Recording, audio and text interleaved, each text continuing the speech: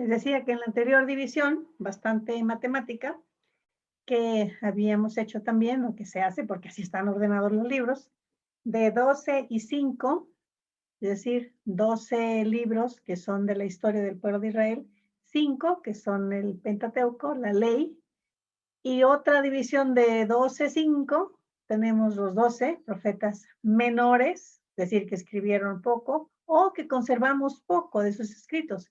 Y escribieron más, pero lo que nos ha llegado pues nada más es eso.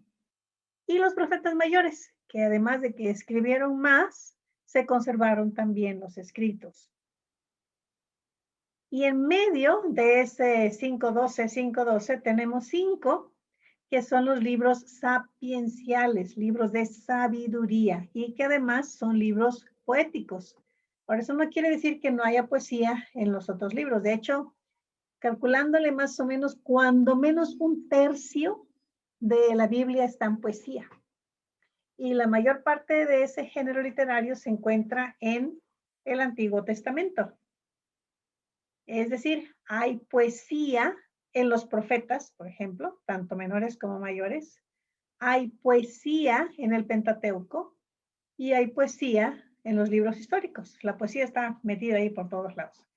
Entonces, sin embargo, estos libros particularmente son poéticos porque están escritos así, en verso, todos los libros.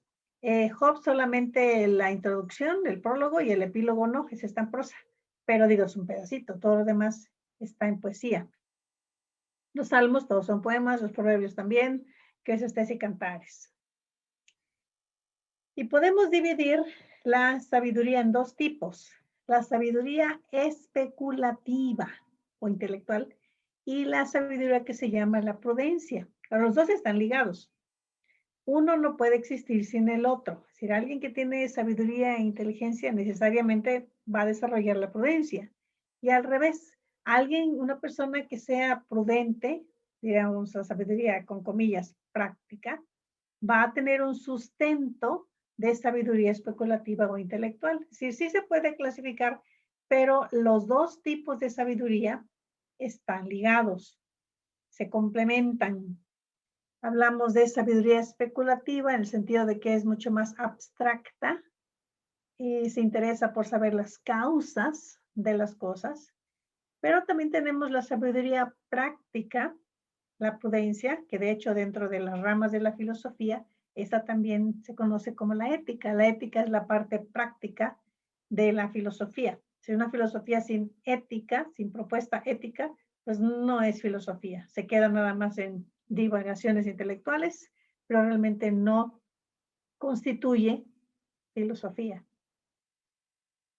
Y la sabiduría, la especulativa, pues se basa en esa reflexión. Viene la palabra especulativa, viene de la misma palabra que decimos espejo. Cuando uno toma el espejo, si yo veo un espejo y me reflejo, es decir, es reflexivo, quiere decir que soy yo quien está pensando. La sabiduría práctica o prudencia busca aplicar los resultados de la sabiduría especulativa. Por eso decía yo que la sabiduría práctica es la ética.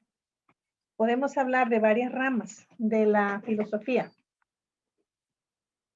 pero la parte práctica de la filosofía es la ética. Y claro, esta filosofía práctica busca aplicar entonces los resultados de la filosofía especulativa. En el libro de Proverbios que vamos a ver, pues hay unas fórmulas, hay reglas, hay consejos, hay refranes, proverbios. Sirve de pauta y de guía para organizar y dirigir la vida. Por eso es que es práctico. Pero les insisto, uno no va sin la otra y se complementan. En una reflexión puede uno pues considerar, por ejemplo, si se trata de la antropología, pues el concepto del hombre, si se trata de la teología, incluso el concepto de Dios y diversas cosas, ¿no? Pues puede ser también una reflexión sobre la política, pero esta tendrán su enfoque final en una ética, que es la parte práctica de la filosofía. Y sin la sabiduría especulativa, pues no hay sabiduría práctica, si no puede uno, y la verdad sí lo hacen, pero no debería ser así, empezar a dictar normas éticas sin tener un sustento, sin tener una base. de por qué tiene uno que hacer lo correcto, por qué tiene uno que hacer el bien. Pero la especulativa, la filosofía, la parte especulativa reflexiona sobre lo que pasa en la práctica, entiende nuevos enfoques, orientaciones y luego lo aplica. Es decir, la práctica, la sabiduría, filosofía especulativa patina en círculos y realmente es ineficaz. Es decir, no, eso sería nada más estar pensando, reflexionando sobre temas pues muy importantes, ¿no? Como la existencia o el hombre o Dios o el gobierno, la economía, tantos temas. Pero si no hay una aplicación, pues nada más se reduce a pensamientos quizá muy bonitos, pero abstractos que no tienen realmente razón de ser. Tienen que desembocar para que sí sean válidos en una ética, en una parte práctica. Pero les insisto, son los dos. Tampoco podemos ponernos a hablar de ética y sin tener un sustento. Por eso no debemos despreciar un tipo y sobreestimar el otro, ni acentuar uno y descuidar el otro. Tienen que ir los dos. Los dos tipos son necesarios para la vida cristiana, porque tienen que ver con nuestra capacidad de analizar, de pensar, de buscar las causas, de buscar, de pensar sobre las consecuencias. Y son pues importantes los dos. Y en la Biblia encontramos los dos tipos. El libro de Eclesiastés, que vamos a estudiar la siguiente lección, es un buen ejemplo de sabiduría especulativa. Y el que estudiamos hoy, Proverbios, es un ejemplo sin igual de la sabiduría práctica.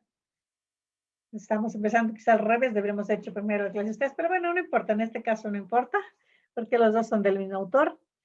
E incluso, dice el maestro, sería interesante estudiar los dos libros juntos. Pues sí, pero quizás será un poco pesado para una sola lección. Entonces vamos a dejar pendiente para la próxima semana el libro de Eclesiastés, que es un buen ejemplo de sabiduría especulativa. Y hoy, Proverbios, pues vamos a ver la sabiduría práctica. Entonces vamos a ir primero por la práctica y luego por la especulativa, pero los dos los vamos a tomar en cuenta. Para la próxima semana, entonces vamos a ver Eclesiastés. Pero hoy nos vamos a dedicar a ver algunos proverbios que son ejemplo de la sabiduría práctica, de la sabiduría aplicada, de la normativa, de la ética. Según la tradición hebrea, el rey Salomón escribió el Cantar de los Cantares en su juventud. Canto de amor, ¿no? Ahí no, él no habla casi en sentido estricto de las normas del matrimonio, sino simplemente es del amor, ¿no? De los jóvenes. Y los proverbios fueron escritos cuando ya era adulto, ya en edad mediana, y Eclesiastés hacia el final de su vida. Que puede ser que haya ese desarrollo de Salomón como poeta, como hombre, como rey. Y así es que empezó así, primero con Cantares, luego con Proverbios y luego con Eclesiastés. Nosotros estamos viendo hoy Proverbios y para la próxima semana vamos a ver Eclesiastés y Cantares y vamos a echar los otros dos de la trilogía de Salomón. Proverbios. Viene de la palabra mashal, que pues por la economía de palabras en el hebreo es una sola, pero quiere decir muchas cosas. Quiere decir comparación, imagen, ilustración, parábola, alegoría, proverbio, sentencia, ejemplo. En hebreo moderno, cuando quieren decir, por ejemplo, decimos le mashal y ya se da el ejemplo. Por ejemplo, se utiliza todavía la palabra, por supuesto. Y transmite la idea de un código de conducta, el descubrimiento de la sabiduría. Entonces, mashal tiene, les decía, esos significados que son varios, pero la idea es dar un ejemplo, dar una comparación, dar una ilustración de lo que puede ser un código de conducta. y el descubrimiento de la sabiduría. Con lo dicho queda claro que el libro de Proverbios no tiene como el fin provocar la reflexión o los pensamientos profundos. Como decía, no quiere que nos pongamos a pensar en el origen del universo, en la esencia del ser humano, o en lo... No, sino lo que busca el libro de Proverbios es dar pautas para la vida. Es una guía para vivir. Este libro es para ponerse en práctica.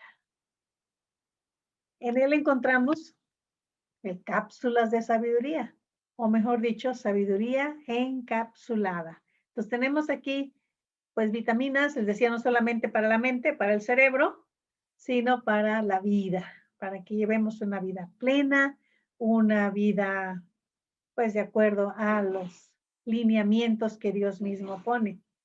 Entonces, es que hay que ponerlo en práctica. No podemos decir que es un libro bonito. Ay, sí, qué bonito. No, bueno, sí es bonito también, pero más bien es un libro práctico y tenemos que llevarlo a cabo en la vida. Es una guía para la vida. Por eso no debemos esperar en este libro un desarrollo sistemático de temas, ni una profunda consideración de problemas, sino una colección, antología, de dichos, refranes, máximas, como resultado de la reflexión previa. La experiencia no tiene esperanza sin la reflexión sobre ella, para guiarnos. Este asunto importantísimo de vivir, cómo vivir cristianamente. Vivir una vida agradable a los ojos de Dios. Aquí está. Aquí están los lineamientos, aquí están las recetas, casi podríamos decir también la receta infalible. Es así, no se equivoca. Para ver cómo debemos vivir. ¿Cómo debemos vivir? Es el título de una colección también de videos y un libro muy importante del doctor Francis Schaeffer. ¿Cómo debemos vivir? Si estamos aquí y cierto periodo de tiempo, pero ¿cómo debemos vivir esa vida que tenemos? El libro tiene su origen en el reino de Ezequías. Dice Reyes que Ezequías ordenó que se organizara esa recopilación de los diversos proverbios. Había, por supuesto, antes, los escribió Salomón, pero ahí se hicieron una recopilación nada más de los de Salomón, sino también de los dichos de Agur y de Lemuel, rey Lemuel. Y entonces pusieron esa forma de colección de pues, los escritos antiguos. Como decía, el pueblo hebreo siempre fue un pueblo que puso mucha importancia en la escritura y en la lectura para todos. No había nada más una casta o una élite, como en el caso de los egipcios, que supieran leer y escribir, sino que el pueblo hebreo todos tenían que saber leer y escribir. Los maestros, los escribas, después así se llamaron, eran los que enseñaban. Y pues tenían sus proverbios escritos, pero pues por la decadencia del pueblo mismo, muchos de ellos se perdieron. Y el rey Ezequías quiso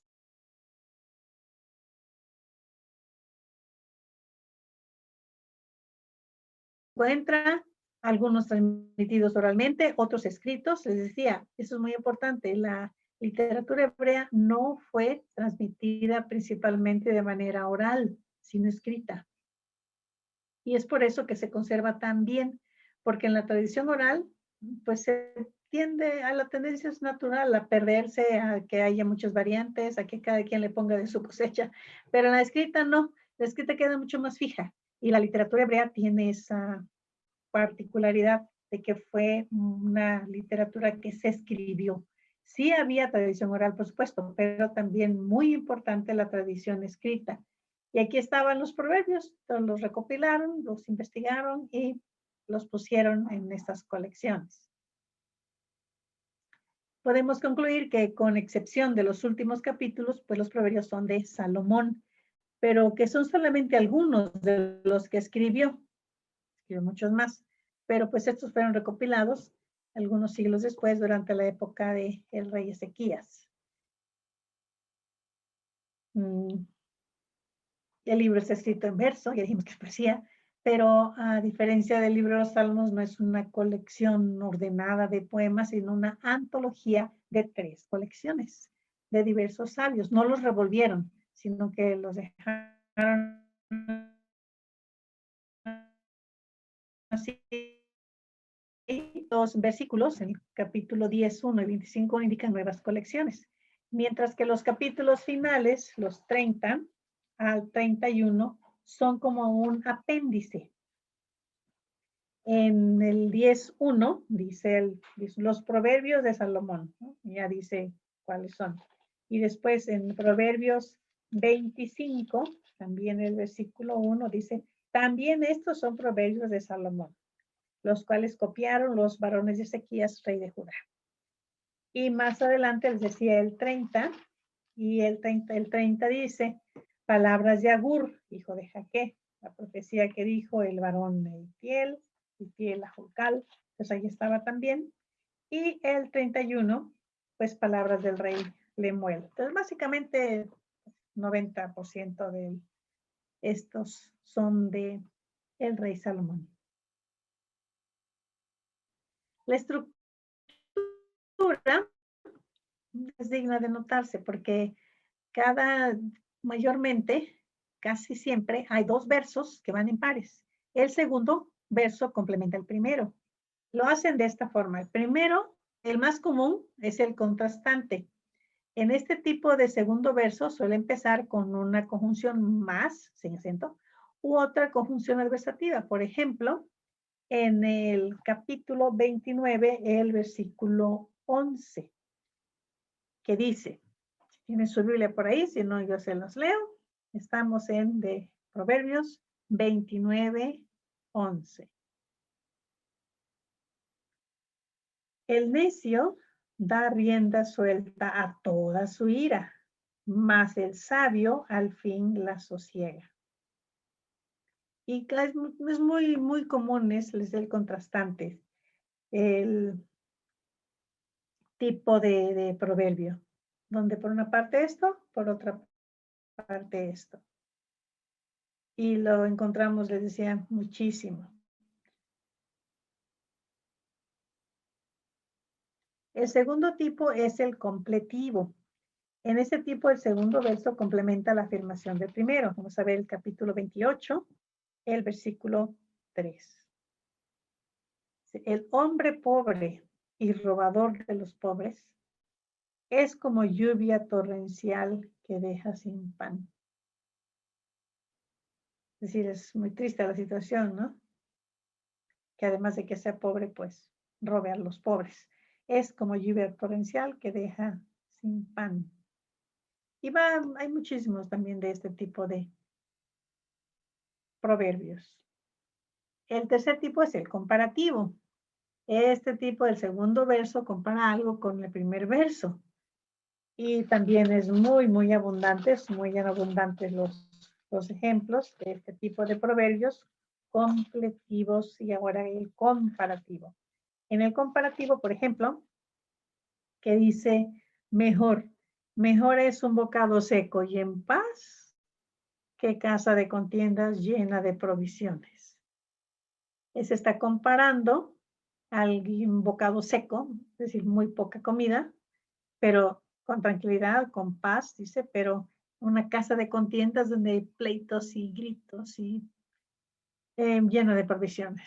No, yo prefiero en nuestro español diríamos, yo prefiero una tortilla con sal, aunque sea sin sal, a tener un banquete, pero con una casa llena de pleitos, de iras, de contiendas. Mejores. Y ese también es muy común, muy usado. No son todos los usos formales de proverbios, son los más usuales. Ya dijimos que es una particularidad de la poesía hebrea. Cuando vimos Salmos, que decíamos que una de las técnicas que utilizan los poetas hebreos, porque no tienen rima, porque no tienen métrica, utilizan el paralelismo. Recuerdan que lo vimos rapidito, pero sí lo vimos. El paralelismo, que es decir, ponemos una idea y le añadimos otra. Pensemos como en un riel de un tren que corren paralelos, pues así. El sinónimo, pues la idea se repite, pero con otras palabras. Aquí en ejemplos de proverbios de esta técnica que se emplea en la poesía hebrea, es, por ejemplo, cuando le repite con otras palabras, el capítulo 6. El capítulo 6, el versículo 2, que dice, te has enlazado con las palabras de tu boca y has quedado preso en los dichos de tus labios. De la misma idea se repite, pero con otras palabras. Primero es enlazado, quedado preso, palabras, dichos, boca, labios. Y ese es un paralelismo sinónimo porque es la misma idea, pero se repite con otras palabras. El antitético es cuando una idea se contrapone a otra. Tenemos, por ejemplo, aquí en el capítulo 14, el versículo 34. Y es el que decíamos antes, que es con el más, el 34.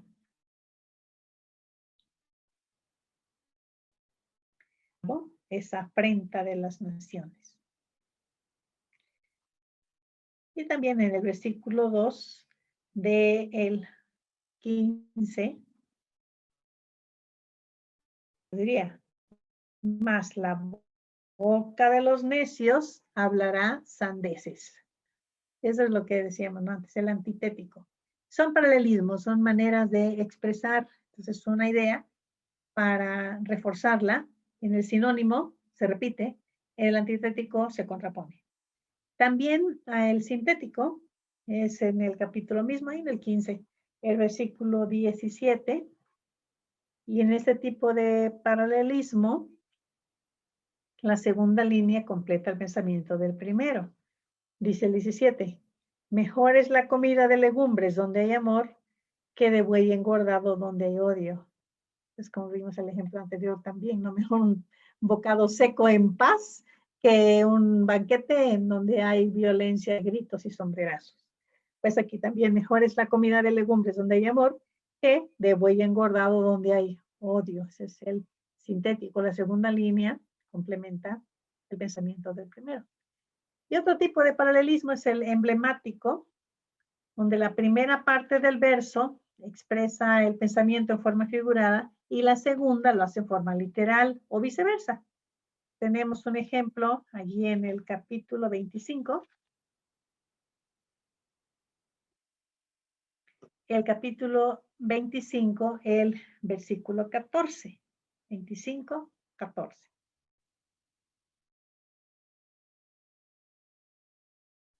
Lluvia, así es el hombre que se jacta de su falsa liberalidad. Se pone primero el pensamiento en forma figurada y luego lo hace en forma literal. Las nubes y vientos sin lluvia, ahí está la figura. Así es el hombre que se jacta de la falsa liberalidad. Pues todos estos están escritos allí en Proverbios, les decía, hay muchos ejemplos. Y nada más, tampoco tenemos que estarlos identificando, pero nada más para que sepan que esta es la manera como se expresa la poesía hebrea, donde no hay rima, no hay métrica, pero sí hay ritmo. Y el ritmo es el ritmo de ideas, que se conoce como paralelismo. Vamos a notar las siguientes divisiones. En el prólogo lo tenemos en el capítulo 1, los versículos del 1 al 17. Ese es el prólogo, es lo que, como se inicia el motivo de los proverbios, que son de Salomón, dice hijo de David, rey de Israel, y va del 1 al 7. Luego la primera colección, que son de los del mismo capítulo 1 al versículo 8 hasta el 9. Todos esos proverbios que llegan hasta el 9, 18. Después, la colección sigue con el capítulo 10 hasta el 24. Pues vamos viendo los proverbios. La tercera colección, ahí está marcada como del capítulo 25 al 29. Y finalmente el apéndice, que ya mencionamos, que son los capítulos 30 y 31. Esas son las divisiones de los capítulos, más o menos, porque están marcadas allí. Es decir, ahí viene el titulito y después del título, pues ya viene la serie de proverbios que están juntos, más o menos por tema, están colocados. Primero, pues el propósito del libro. ¿Para qué fue escrito un libro como este? Y es muy claro en los versículos del 2 al 5. ¿Para qué? Pero lo que se dice en los versículos 6 y 7 es tan importante que vale la pena notarlo. El 6 y el 7. Porque se dice que es un consejo indispensable para el uso correcto de todo el libro. Si esta es la introducción, pero hay que leerla y entenderla y aceptarla para que se pueda usar de manera correcta todo el libro. Es decir, no tiene que usarse proverbios para, pues, a veces hasta para insultar a las personas, como cuando se le dice, es que eres un necio, como dice Proverbios.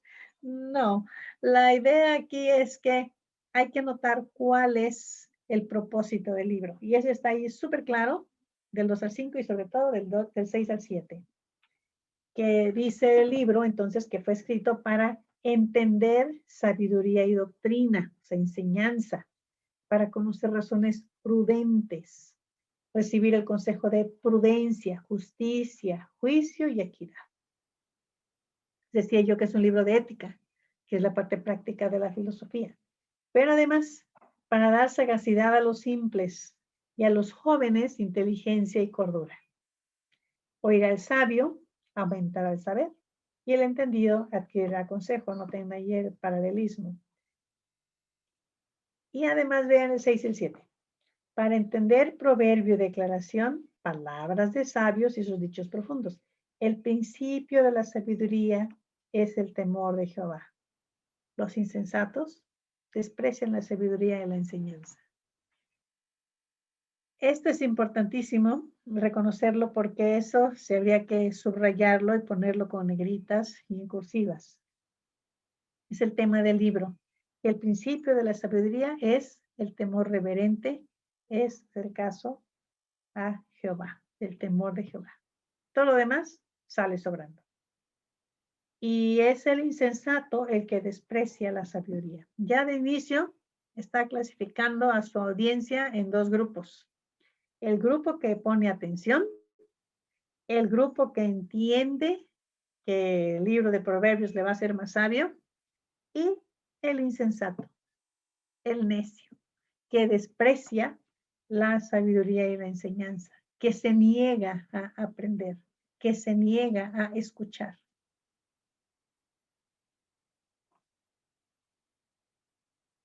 El principio de la sabiduría es el temor de Jehová. El hecho de Dios, de su palabra y de la relación del hombre con él tiene que tomarse en cuenta como el supuesto básico de toda sabiduría. Sin el temor de Jehová no hay sabiduría verdadera. Y esto sí tenemos que recalcarlo, remarcarlo mucho. Porque el temor de Jehová no es nada más decir temor reverente, sino es también la obediencia a la palabra de Dios. Es decir, la base de toda sabiduría es la palabra de Dios. Porque este Jehová no es un Dios como uno de los dioses antiguos que estaban escondidos y que había que adivinar qué cosa querían. Había que ofrecerles sacrificios para ver si le hacían el bien a uno, pero no hubo una revelación en el sentido bíblico de esos dioses, sino que los sacerdotes decían que los dioses les habían dicho que, y entonces el pueblo, la gente conocía la voluntad de sus dioses a través de los sacerdotes. Y a veces cambiaba, a veces el dios decía una cosa y luego decía otra. Entonces no era posible establecer una teología de las, así, digamos, coherente de las religiones antiguas. Pero la religión judía, la religión hebrea, así que la religión hebrea sí es teología y sí describe a Dios. ¿Y qué dice Dios en su palabra? ¿Y cuál es la relación del hombre con Dios? El hombre como imagen de Dios. Y ese es el temor de Jehová, es decir, conocer a Dios, pero a través de su revelación. No es nada más, les digo, un Dios X o un Dios que no sabemos cómo es ni qué dice, sino que sí ha hablado. Un Dios que habla, un Dios que se revela, un Dios que dice algo al hombre y establece además una relación de pacto con el hombre. Y la ley se convierte pues en el testimonio de ese pacto. El pacto además está por escrito. La primera colección es el elogio a la sabiduría. Y ahí están los capítulos 1, desde el 8 hasta el 9, 18. Empieza la sabiduría y en el capítulo 2 las excelencias de la sabiduría, exhortación a la obediencia. Les decía, tiene que ir ligado con el concepto de la obediencia. Una persona sabia es una persona obediente a la palabra de Dios. La primera parte, que es esta, se caracteriza por un tono muy personal, muy sincero. Se nota la expresión hijo mío, que tanto se repite en esta sección. Y les decía, no es único de la escritura bíblica, también el gran filósofo, por ejemplo, el filósofo, pues que se le llamó el príncipe de los filósofos en la Edad Media, Aristóteles, escribió mucha filosofía, pero también escribió un libro de ética. Y ese libro de ética se lo dedicó a su hijo, la Ética Nicómaco. Porque él como filósofo sabía que tenía que dejar una serie de instrucciones para su hijo. Y el de todas las filosofías que escribió, el que le dedicó fue esta, a su hijo. Y en el libro de Proverbios tenemos este énfasis también del hijo, del joven, del muchacho que quiere instruir. Y eso es lo que se repite en esta colección, en este elogio a la sabiduría. Le dice al joven que se aparte del adulterio, le advierte de que va a haber personas que le van a tratar de hacer caer y que él tiene que mantenerse puro. Y continúa hablando de, incluso contrasta, utilizando las figuras de mujeres, la sabiduría y la mujer linda, la mujer pura contra pues la ramera. Continúa el capítulo 8 también, la excelencia, eternidad de la sabiduría que edifica su casa, que labra sus 7 columnas. Y termina en el 18 del capítulo 9. Pues comparando también pues a esta mujer sabia con la mujer necia, ignorante, y ahí queda. Luego viene en esta sección esa sabiduría personificada y de obediencia, pues este es el camino para el hombre, es el bienestar. Todo aquí tiene el fin de ayudar al hijo, todo es a favor de él. La sabiduría se clama en las calles, alza su voz en las plazas, oigan, busca, entonces ser atendida. Esta es la sabiduría y sobre todo veamos ahí está en el versículo 20 del capítulo 1. Que clama, dicen los principales lugares de reunión. ¿Hasta cuándo simples amaréis la simpleza? Vuélvanse a mí, si yo les voy a hacer sabios. Porque el que oyere habitará confiadamente, vivirá tranquilo y sin temor del mal. Se exalta el valor de la sabiduría, se la define, se repite el tema anunciado en 1.7, cuál es el principio de la sabiduría. Y cuando decimos principio queremos decir cuál es la base, cuál es el fundamento de la sabiduría. Sabiduría viene de Dios, es su voz. Tenemos que aprender a subestimar nuestra prudencia para aprender la de Dios. Que no seamos, como dice también, hay sabios en nuestra propia opinión, sino que digamos, como dice allí en los versículos 5 al 7 del capítulo 3.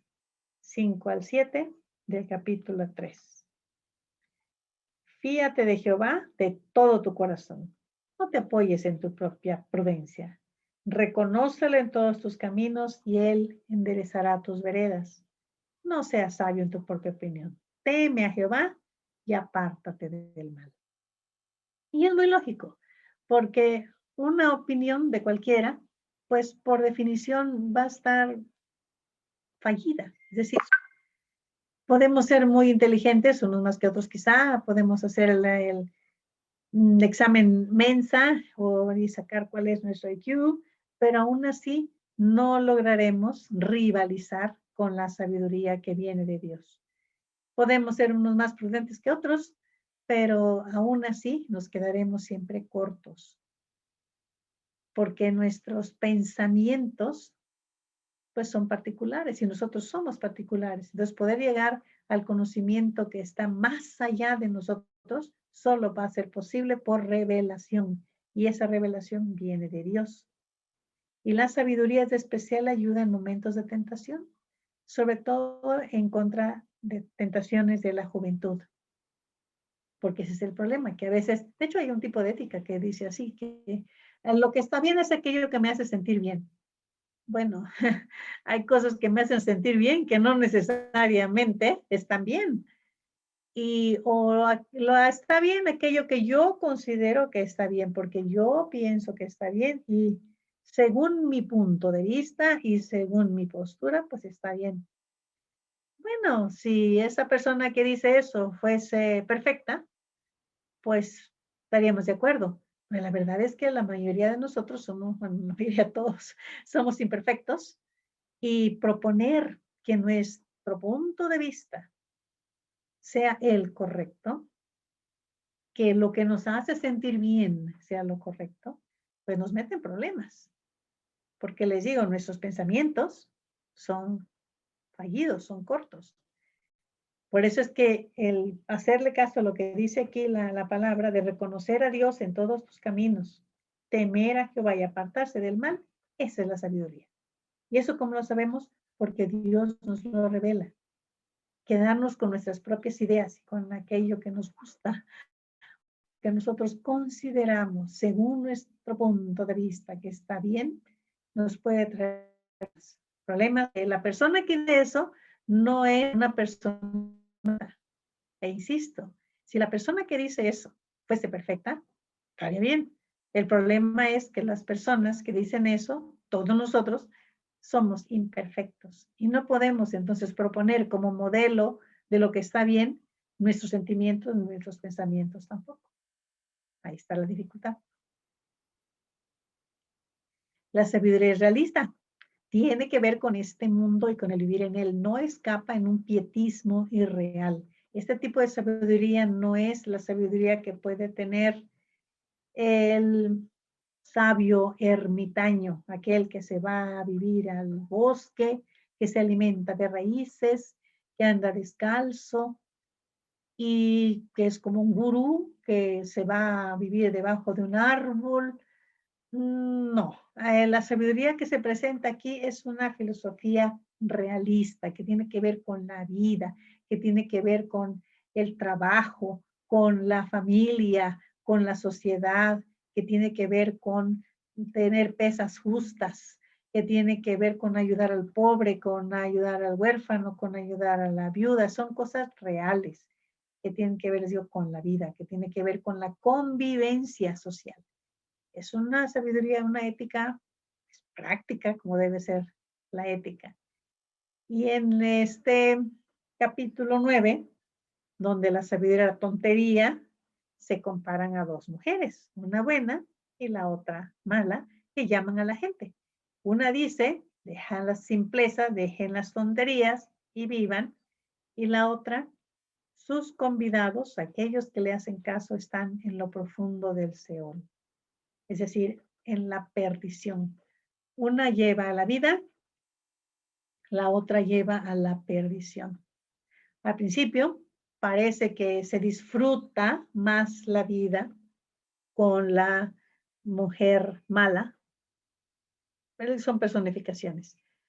Al principio parece que sí, parece que hay disfrute, pero el final es triste, el final es la desgracia.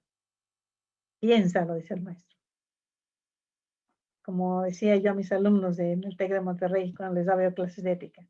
Los principios éticos aquí están, son válidos de por sí.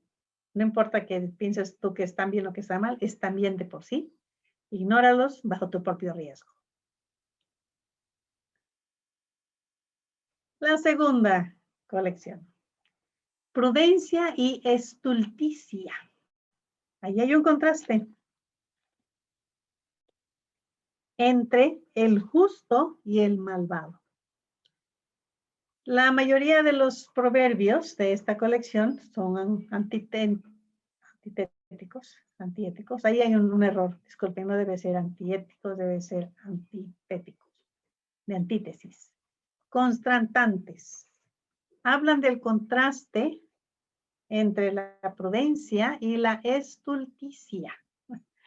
En la práctica, pues vemos, dice el maestro, disculpen el uso de esta palabra rara, pero es la más correcta, viene del latín, por supuesto, que quiere decir tontería necia. No es nada más el tonto, sino además es necio o es una necedad tonta, con elementos de estupidez y locura. Y es lo contrario de la sabiduría prudente o de prudencia sabia. El traductor de la versión de 60, la Biblia que estamos usando, casi siempre emplea el vocablo necio, porque pues, ya no pasó al español decir estulto, ¿no? Pero es lo que quiere decir, que es una necedad que tiene elementos de tontería, incluso de locura, y se compara con la prudencia, con la sabiduría. Y ahí están. Precisamente por el tema de esta sección predomina pues el estilo contrastante, antitético, y este estilo en que el segundo verso empieza con un más o un pero, un mes en el centro. No es posible dar una exposición de la sección, aparte de indicar su tema predominante, tenemos que notar que los proverbios, uno por uno, y considerar la enseñanza de cada uno. Casi todos son expresiones autoevidentes de verdades eternas, todos son preeminentemente aplicables. Desde el inicio, cuando dice el hijo sabio alegra al padre. Pues sí, ¿no? Nos gusta que nuestros hijos tengan éxito y que se vean como personas honestas, sabias, pero el necio es tristeza de su madre.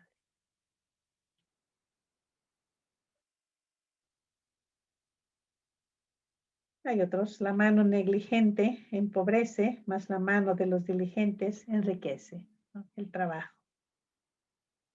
El que recoge en el verano es hombre entendido, el que duerme en el tiempo de la siega es hijo que avergüenza. La tercera colección. Esa ya es la prudencia por precepto. Los capítulos 25 al 29, por favor.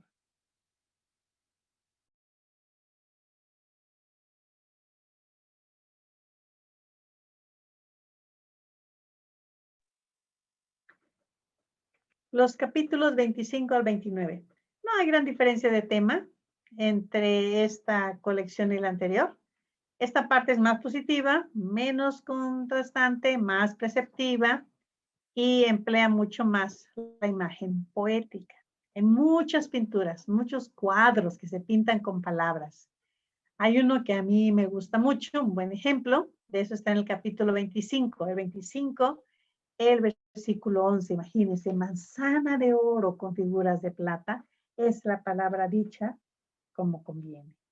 Si las palabras cuando son positivas, cuando buscan construir y no destruir, cuando buscan enaltecer con gracia, son como una manzana de oro con figuras de plata. Como zarcillo de oro y joyel de oro fino, es el que reprende al sabio que tiene oído dócil. Este que sigue también me encanta, el 13. Como frío de nieve en tiempo de siega, así es el mensajero fiel a los que lo envían, pues al alma de su Señor da refrigerio. Un precepto es un consejo concreto, es indicar el camino, dar la regla aplicable, es dar instrucciones precisas, direcciones atinadas, se prescribe algo para seguirlo. El precepto tiene su valor sobre la base de la sabiduría del que lo da. La prudencia es poner en práctica los preceptos de Jehová, lo que Dios nos dice en su palabra. La prudencia no viene simplemente por el desarrollo de capacidades humanas, ni por la experiencia, porque puede uno vivir muchos años y no se le va a quitar quizá la estulticia. Tampoco por la acumulación de profundos conocimientos, y esto los antiguos lo sabían también, sino por oír y practicar los preceptos de Dios. Si uno oye y practica los preceptos de Dios, no hay pierde. El resultado va a ser una persona prudente, una persona sabia. Y al revés, el que se niega a oír y menos, si no oye, pues menos va a practicar los preceptos de Dios, no tendrá un buen fin. El resumen de esta sección está allí, en el capítulo 29, los versículos 25 al 26, que dicen: el temor del hombre por un lazo, más el que confía en Jehová será exaltado. Muchos buscan el favor del príncipe, mas de Jehová viene el juicio de cada uno. Ahí viene el resumen y el apéndice ahora. El apéndice, 2 palabras de confirmación. No sabemos quiénes fueron los 2 sabios citados en estos capítulos. Confirman las enseñanzas de Salomón, muestran que la sabiduría no murió con él, gracias a Dios. Muy probablemente eran personajes que vivieron en el tiempo de los coleccionistas del tiempo de Ezequías. El estilo de ellos es diferente, más temático, un poco menos dogmático. Agur empieza reflexionando sobre el incompleto de la sabiduría humana y lo completo de la revelación divina. Bien, estamos de acuerdo. Luego hace una oración que a todos nos conviene orar. Vanidad y palabra mentirosa aparte de mí. No me des pobreza ni riquezas. Manténme del pan necesario. No sea que me sacie y te niegue y diga: ¿quién es Jehová? O que siendo pobre hurte y blasfeme el nombre de mi Dios. Hace observaciones sobre una diversidad de cosas en 4 conjuntos de 4. Concluye de una manera muy pintoresca, aconsejándonos que andemos muy precavidos. Les decía muy picaresca porque dice incluso: ciertamente el que bate la leche sacará mantequilla, y el que recio se suena las narices sacará sangre, y el que provoca la ira causará contienda. Lemuel repite el consejo de su madre, que le advierte tener cuidado con las mujeres y el vino, porque el rey siempre tiene que tener sus pensamientos despejados. En la segunda parte de su aportación medita sobre su madre como la mujer virtuosa, que muchos conocemos, ¿no? En hebreo se dice Eshet Hayil, y concluye que solamente la mujer que teme a Jehová puede ser verdaderamente hermosa. Engañosa es la gracia, vana la hermosura. La mujer que teme a Jehová, esa será alabada. Establece el concepto de Eshet Hayil, sea mujer virtuosa, como la mujer digna de honra. La mujer establece las bases de la espiritualidad y el crecimiento personal de quienes la rodean. Así lo propuso ya antes el proverbio, aunque aquí lo desarrolla más, pero el proverbio ya en el capítulo 12, el versículo 4, la primera parte, cuando dice: la mujer virtuosa, Eshet Hayil, es corona de su marido. Bueno, la mala, ¿no? Como carcoma en sus huesos, pero aquí es la mujer virtuosa. El concepto aparece en el libro de Ruth. En el diálogo entre Ruth y Boaz, él le dice, cuando Ruth lo va a ver allá al campo, le dice que el pueblo la reconoce como mujer virtuosa. Y ahí está la frase, ahí está el término, Eshet Hayil. Está en Ruth, el capítulo 3, el versículo 11. Les decía, él está hablando con ella y le dice: yo sé que el pueblo te tiene como una mujer virtuosa. Eshet Hayil. Imagínense qué gran cumplido y honor para Ruth, una extranjera, una moabita, ser considerada así, una mujer virtuosa. El libro de Proverbios termina con un elogio a la mujer virtuosa, la Eshet Hayil, cuando dice pues que mujer virtuosa, ¿quién la hallará? Su estima sobrepasa largamente a de las piedras preciosas. Engañosa la gracia, vana la hermosura. La mujer que teme a Jehová, esa será alabada.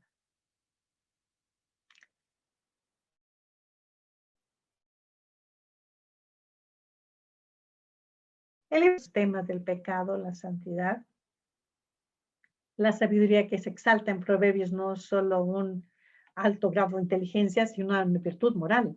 La ética y la vida moral justa son para personas valientes e inteligentes. Para valientes porque no tienen temor a hacer lo correcto, aunque no les pueda ir muy bien al principio, e inteligentes también. Un ejemplo que yo les daba a mis alumnos era el siguiente: el valor o la virtud ética de la compasión. Si yo tengo 3 bolsas de arroz y hay hambruna, pero doy una al necesitado, soy valiente porque voy a pensar que esas 2 bolsas me van a alcanzar. ¿No sería mejor quedarme con las 3? No, tomo la actitud valiente y doy al pobre la tercera bolsa.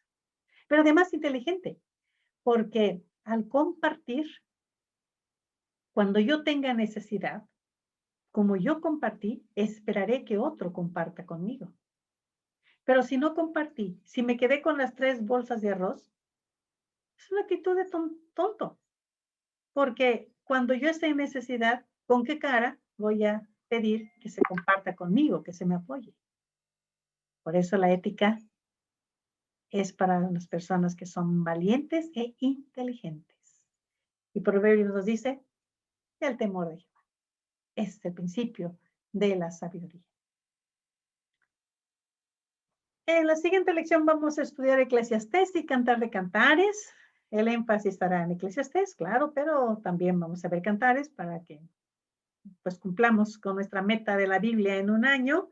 Entre los 2 libros son solamente 20 capítulos cortos, menos de 3 capítulos diarios de lectura o de escuchar. Recuerden que les dije que es una experiencia diferente estar escuchando en sus celulares. Y lean o escuchen los 2 libros, por favor. Traté de irme rápido, pero creo que nos pasamos tantito. Pero no sé si tengan algún comentario o si tengamos tiempo, Francis, de algún comentario. Sí, cómo no. A ver, cualquier pregunta o comentario, la maestra está dispuesta. Los participantes. Creo que Edil tiene la mano levantada. ¿Es que es la otra parte de mujer virtuosa? No, no sabe. Eshet Hayil. Hayil. Ajá. ¿Con Y? Sí. Hayil. Es mujer virtuosa. Sí, correcto. Gracias. ¿Alguien más? ¿Tiene algún comentario? A ver, que no. Muy interesante la clase. Me gustó más que los proverbios. Los salmos, perdón. Hermana, Sí, Yasmin. un comentario nada más. ¿Usted qué piensa de esas, algunos hermanos que son de otra denominación, que no son reformados? Cuando usted mencionó ese versículo que dice que me he enlazado con los dichos de mi propia boca, ¿verdad? Muchos lo malinterpretan y no ven el contexto, como usted decía, de lo que quiere decir antes. Entonces piensan que uno con lo que declare con su boca, ya eso es. O sea que si yo digo, ay, voy a ser rica, ya me va a venir la riqueza. O si estoy diciendo, ay, siempre voy a estar pobre, eso me va a venir. O sea que muchos piensan que uno atrae las cosas con lo que uno habla y pues no leen el contexto, ¿verdad? Malinterpretan el texto porque no ven el contexto de antes, ni después, ni el contexto general de la Biblia. Así es, hermana, tiene usted toda la razón. Sí, sí, sí. Ya sé a qué se refiere usted, ¿no? Que tiene uno que declarar, ¿no? Y yo declaro. Y no, tomarlo de allí, no, realmente está totalmente con la pena, pero tenemos que ser fieles, ¿no? A lo que dice el texto, y el texto, pues, no justificaría esa actitud. Y de hecho, hay un proverbio que dice, la bendición de Jehová es la que enriquece y no añade tristeza con ella. Entonces, en lugar de decir que voy a declarar, voy a decirle, Señor, yo trato, ¿no? De hacer tu palabra, de seguir tu palabra, de ser inteligente y sabio, como les decía, ¿no? Practicar los valores que están allí en la escritura, el valor de la compasión. Sobre todo, no lo toqué, ¿no? Pero ahí está en los proverbios, preocuparse del huérfano, de la viuda, del extranjero, ser compasivos. Eso ahí está. Y haciendo esto, pues uno recibirá eventualmente, ¿no? la bendición de Jehová, que es la que enriquece. Sí, hermana. Gracias por el comentario. Gracias, hermana. Gracias por la respuesta. Pues yo creo que ya con esto nos despedimos y damos gracias a Dios por esta clase, esta conferencia. Gracias, maestra. Y les esperamos entonces a todos el próximo sábado. ¿Cuál es la lectura? Eclesiastés y Cantares. Eclesiastés. A ver cómo nos va, porque imagínense, si ahorita con Proverbios me pasé, cómo nos va con Eclesiastés y Cantares. Sobre todo porque es mi área, es la filosofía. Creo por eso me tardé más. Y eso que me restringí. Pero con la gracia de Dios vamos a tener una clase muy linda. También he estado estudiando últimamente más el libro que el maestro escribió, de hecho, un libro sobre Cantares. Y los damos, pues, pero vamos a echarle todas las ganas para salir en una hora con los dos. Bueno, no. Gracias. Todo bien. Pues muchas gracias a todos. Que Dios les bendiga. Que tengan buen semana, el domingo, que Dios les ayude. Iglesia. Y adiós. Gracias. Gracias a ustedes también. Gracias a Dios. Que pasen buena tarde. Buenas Igualmente. Igualmente, Vicky. A todos, aunque no los vea. Dios les guarde. Igualmente. Muy bien. Que tengan una buena semana.